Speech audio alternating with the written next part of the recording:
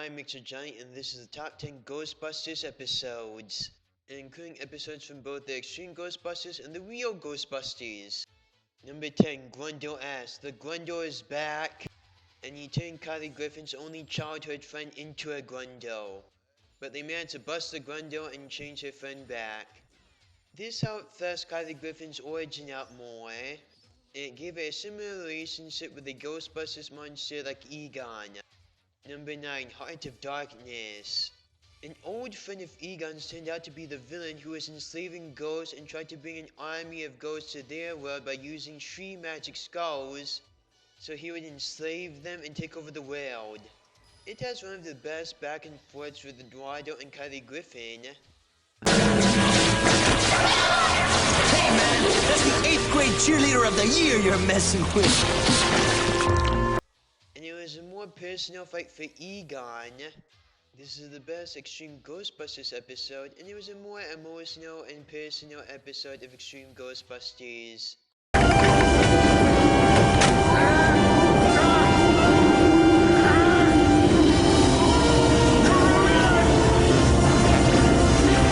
I couldn't save him.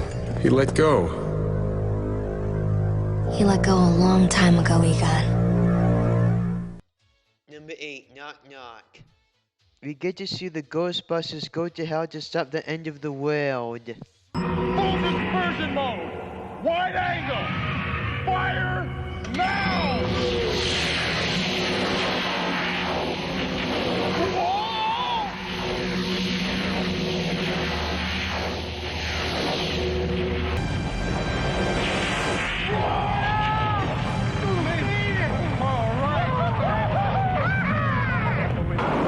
It has good imagery that has both good horror and good craziness, which is one of the things that made the Real Ghostbusters such a great cartoon show.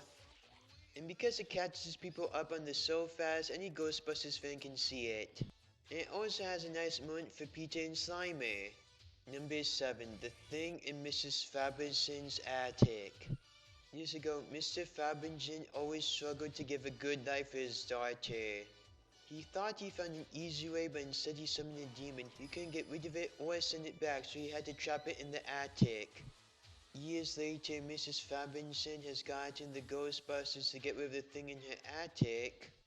And it shows a good side of Peter because he offers to do the job for free because Mrs. Fabinson reminds him of his mother who passed away a long time ago.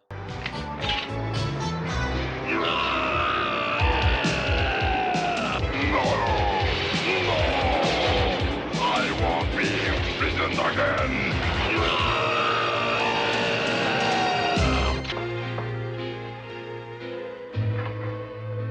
Actually, I think I'd love a cup of tea.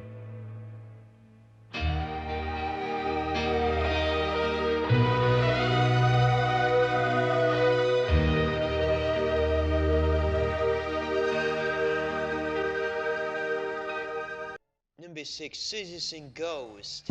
It shows us why Slimer is a friend of the Ghostbusters. It also has them fight against the spectral Ghostbusters. Because the real Ghostbusters are here to stay.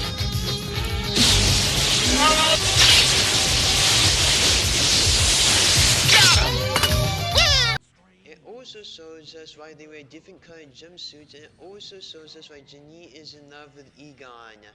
Number 5, Ragnar Rock and Roll. After Jamie's girlfriend breaks off the engagement, he decides to bring Ragnarok to the world. Be the fool. No, you're the fool. You've thrown away everything because the world hurt you.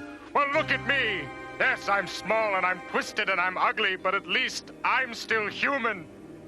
30 seconds to detonation. Nobody ever said the world was an easy place. Nobody ever said you wouldn't be hurt. All right, I'll stop it. I promise. Now come on, Detilio. There's not much time.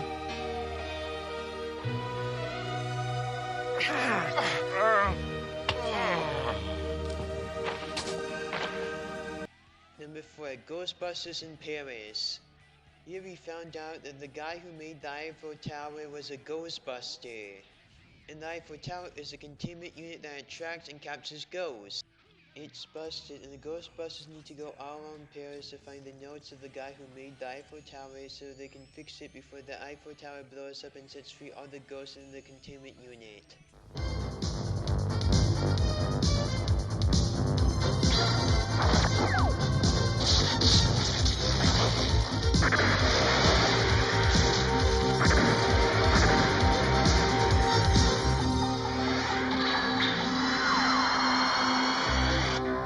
What a fantastic idea, Monsieur Stans.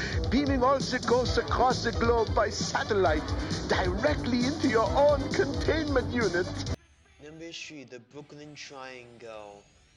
Here we find out about Winston's father who hates that his son is a Ghostbuster. But then he finds out that it's good that his son is a Ghostbuster. And the character is teleporting everything into his dimension. Hey, you like your job, Dad, and I like mine. Yes, that's true, son. An abjurer of spirits. A ghostbuster like yourself. It turns out the character was a Ghostbuster and that he needed a key that was in Winston's family for generations so he wouldn't be trapped anymore. And when he got out, he put everything in their dimension back. Number 2, the correct cult of Cthulhu. The correct cult of Cthulhu has stolen the Necronomicon, and they are going to use it to unleash Cthulhu, a monster from another dimension, and the Ghostbusters need to stop them. They even get some help from a woman who is a Lovecraft expert and knows magic. We get to see Peter trying to go on a date with this woman, and we also get to see her take on Cthulhu. They didn't just do Cthulhu in this episode, they also did Lovecraft in general. And because this was before Cthulhu was as iconic as he was today, that was really awesome it happening. And it has the most references to the movie that the show was based on. And the Ghostbusters did stop Cthulhu in the end. Before I review our top pick, here's a few honorable mentions. I'm so sorry. I never meant any harm. At least the precious scroll wasn't damaged. Such secrets clearly were not meant for us. We cannot fight hate with hate, or violence with violence. We must always remember that.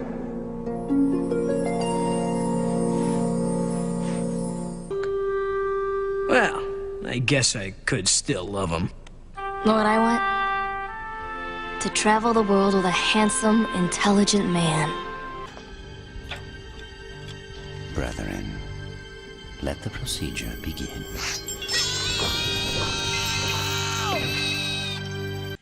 Number 1, the Boogeyman is back. The Boogeyman has broken out of his dimension and he wants revenge of the Ghostbusters and especially Egon for locking him up there. We get to see Egon face his fear and bust the Boogeyman to save the Junior Ghostbusters.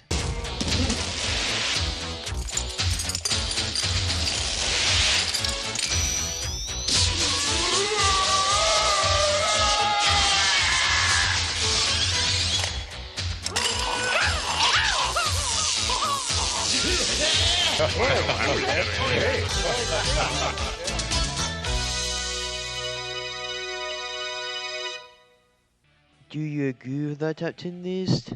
Oh, yes! Happy Halloween!